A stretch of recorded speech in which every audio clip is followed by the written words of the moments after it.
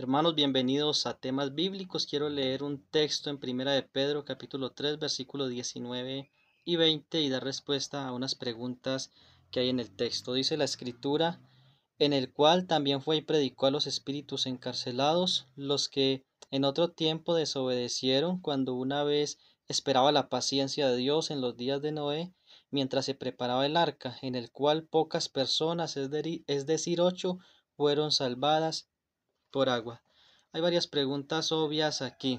Primero, ¿quiénes son los espíritus encarcelados? Y segundo, ¿cómo es que Jesús fue y predicó a esos espíritus encarcelados? Debemos ver esto no solamente en el contexto inmediato, sino también en el contexto del libro y en el contexto de toda la historia de redención. Bueno, el mismo libro nos da muchas respuestas al respecto. El texto dice que fue y predicó a los espíritus encarcelados, pero si miramos el texto anterior, el versículo 18, está hablando de la obra del Señor Jesucristo que padeció una vez por los pecados, el justo por los injustos, para llevarlos a Dios, siendo la verdad muerto en la carne, pero vivificado en el espíritu.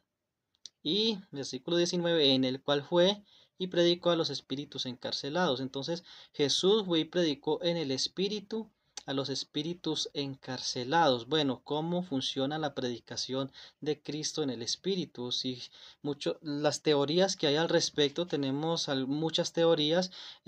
Una de ellas es que durante los 3 días cuando Jesús estuvo muerto, él fue y predicó en el infierno a los espíritus de los incrédulos, los que se perdieron en toda la historia de la humanidad, o que estaba predicando a los ángeles que están allí en el abismo, según segunda de Pedro 2:4 y Judas versículo 6, que dice que están allí reservados para el día del juicio. ¿Quiénes?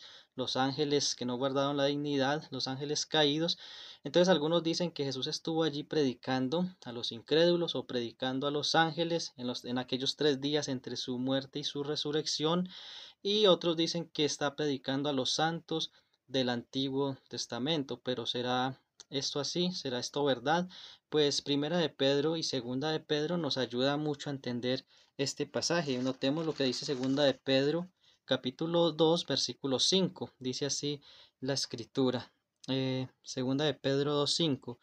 Y si no perdonó al mundo antiguo, sino que guardó a Noé, pregonero de justicia. Hasta ahí. Noé, pregonero de justicia. Y Jesús predicó. Esas dos palabras, pregonero y predicó, que vemos en Primera de Pedro 3:19 y Segunda de Pedro 2:5, es la palabra queruso, que se traduce como pregonar, como heraldo, como predicar, como predicador. Entonces debemos tener en cuenta esto, porque Primera de Pedro 1, versículo 10, también nos da mucha luz para que nosotros interpretemos este texto. Dice Primera de Pedro 1:10, los profetas que profetizaron de la gracia destinada a vosotros, inquirieron y diligentemente indagaron de esta salvación, escudriñando qué persona y qué tiempo indicaba el Espíritu de Cristo que estaba en ellos, el cual anunciaba de antemano los sufrimientos de Cristo y las glorias que vendrían tras ellos. A esto se les reveló que no para sí mismos, sino para nosotros administraban las cosas que ahora son anunciadas por los que os han predicado el Evangelio por el Espíritu enviado del cielo, cosas en las cuales anhelan mirar los ángeles. 2 veces en este texto aparece la palabra espíritu, primero el Espíritu Santo perdón, el Espíritu de Cristo, y luego el Espíritu Santo. Es decir, que los profetas, dice que Jesús por medio de los profetas anunciaba de antemano los sufrimientos de Cristo. El Espíritu de Cristo mismo por medio de los profetas anunciaba la obra del Mesías.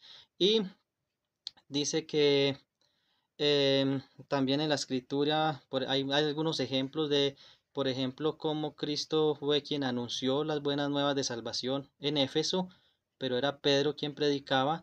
Y en Efesios 2:17 y en Efesios 4:20 vemos que Jesús mismo fue y anunció las buenas nuevas de salvación, como por medio de su Espíritu, como también por medio de los profetas. Es decir, Cristo por medio de los profetas anunció muchas cosas de su obra.